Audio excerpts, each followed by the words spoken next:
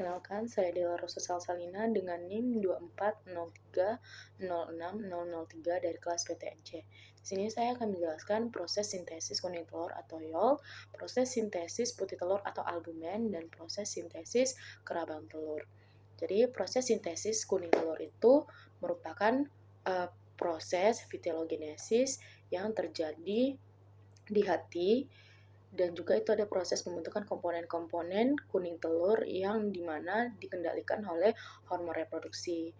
Nah, yolk sendiri itu mengandung 50% air dan juga sisanya itu terdiri dari protein dan juga lipid dengan perbandingan 1:2. Nah, lipid pada yolk itu disebut lipoprotein. Komponen utama yolk itu ada fosfofitin, lipovitelin, terus ada high density lipoprotein dan juga polisakarida seperti mannose glukosamin. Nah, proses sintesis yolk itu dimulai ketika hormon gonadotropin dan hormon steroid itu merangsang hati untuk membentuk bahan pembentuk yolk. Dan juga menjelang ovulasi, kadar hormon FSH atau follicle stimulation hormone itu akan terus meningkat untuk mempercepat pertumbuhan folikel di ovarium. Nah, kolesterol itu menjadi bahan dasar utama dalam pembentukan hormon steroid seperti hormon progesteron dan juga estrogen yang memiliki peran penting dalam pembentukan yolk dan juga perkembangan folikel. Nah, setelah itu nanti setelah komponen yolk itu terbentuk di hati, zat-zat tersebut itu akan dibawa oleh darah menuju ke ovarium dan disimpan di dalam folikel. Folikel yang semakin matang itu akan terus menimbun yolk atau kuning telur hingga terjadi ovulasi dan juga yolk akan dilepas menuju infundibulum. Itu tadi adalah proses dari sintesis yolk atau kuning telur. Selanjutnya kita masuk ke sintesis putih telur atau albumen.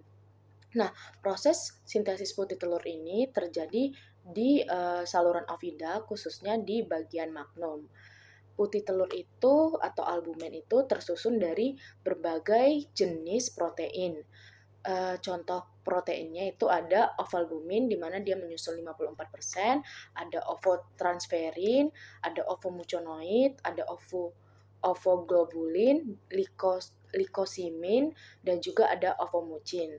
Nah, proses dari sintesis albumin ini berfungsi ketika yolk nanti masuk ke magnum, itu sel-sel kelenjar pada magnum itu mulai mengsekresikan protein albumin. Jadi putih telur yang terbentuk itu terbagi menjadi dua, yaitu putih telur encer dan juga putih telur kental. Maksudnya putih telur kental dan juga putih telur encer.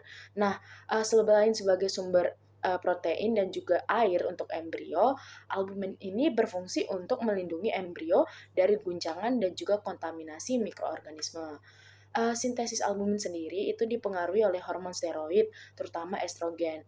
Estrogen bekerja dengan masuk ke dalam sel ovidak, lalu berikatan dengan reseptor estrogen dan juga membentuk kompleks estrogen, dan reseptor tersebut akan masuk ke inti sel dan merangsang pembentukan mRNA yang kemudian diterjemahkan menjadi protein albumen secara spesifik. Selanjutnya, mRNA itu akan menuju ke ribosom dan itu digunakan dalam proses sintesis protein sehingga terbentuk seperti protein yang menjadi penyusun albumen. Proses ini melibatkan DNA, RNA, tRNA, ribosom, ATP, dan juga asam amino. Nah, telur ini berada di bagian magnum itu sekitar 3-3,5 jam untuk membuat dan membentuk putih telur itu secara sempurna yang memang benar-benar bisa melindungi dan juga menjadi sumber energi tambahan nanti bagi embrio saat embrio berkembang.